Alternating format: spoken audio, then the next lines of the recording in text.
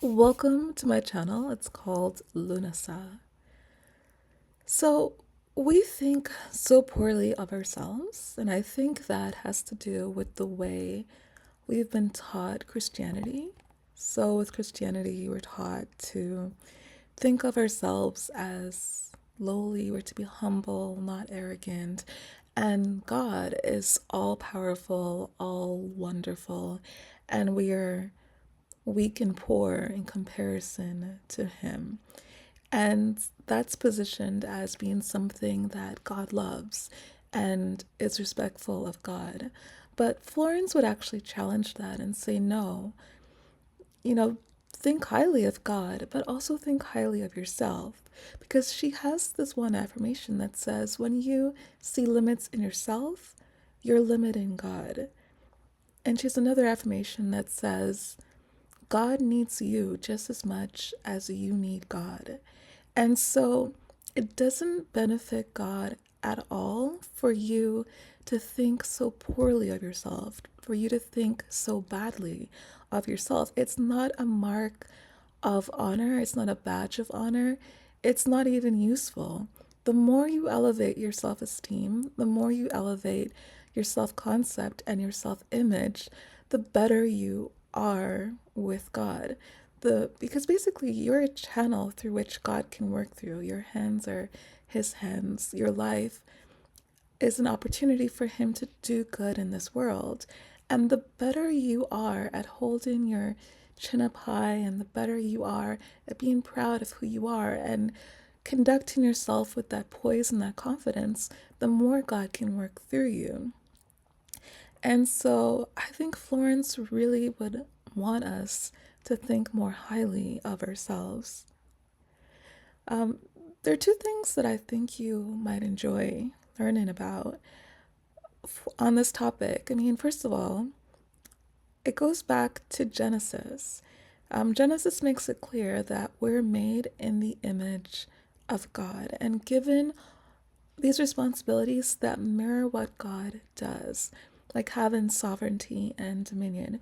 And Florence points this out in one of her books too. We were made to be like Him, and that is something we should always remember. We were made to be like God. So when you look in the mirror, know that you're looking at the image of God, and that should make you feel proud. There was a really powerful Greek philosopher 2,000 years ago whose name I like to call it Epi.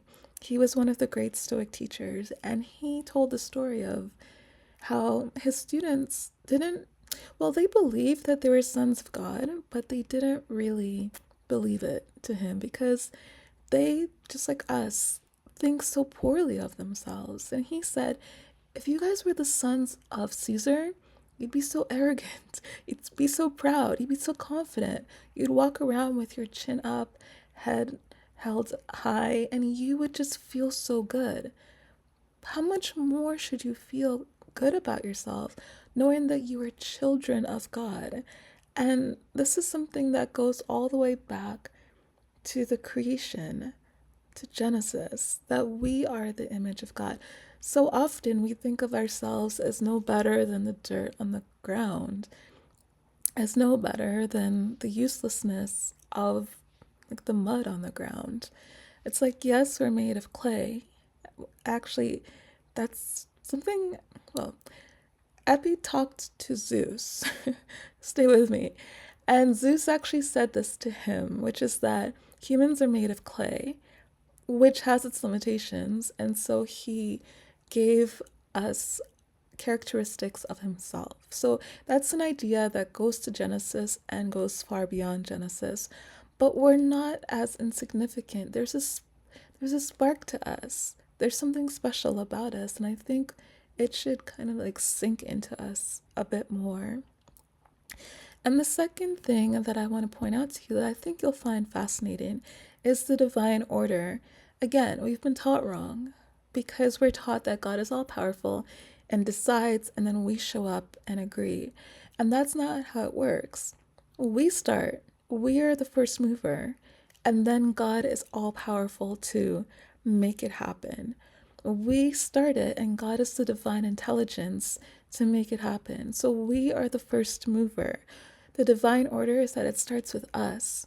We need to get our confidence up. We need to get our courage up. We need to feel better about ourselves so that we can start these processes. We can start this order. Because when we start something in motion, God rises to the occasion and can take it from there. That truly is how it works. Jesus said that you ask and then it's given. You seek and then you will find. You knock and then the door is open. Florence writes that infinite intelligence God is ever ready to carry out man's smallest or greatest demands.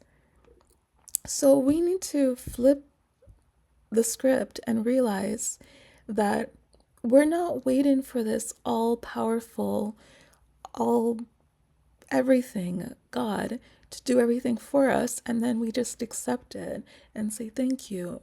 No, we are active and a part of this, and we started, and God takes it from there and uses his infinite intelligence and his amazing power. Because, as Florence points out, God is our supply for everything. He can make anything work. All things are possible with God. But it's like it starts with us believing in ourselves, asking, stepping out into that confidence, keeping our eyes above the waves and staying bold and poised. And then God can move and show that might and show that power. And so it's essential for you and me to develop and keep that self esteem and that high self image and that confidence. It's not like it's always been positioned as a great thing to see yourself as lowly and poor and weak compared to God, and God's all powerful up there. But it's like, no, it's to the extent that we are good, is to the extent that God can work through us. If you found this video helpful, just let me know. As always, I thank you so much for listening. I'll leave 2 videos on the screen that I think you'll enjoy, and I'll see you next time.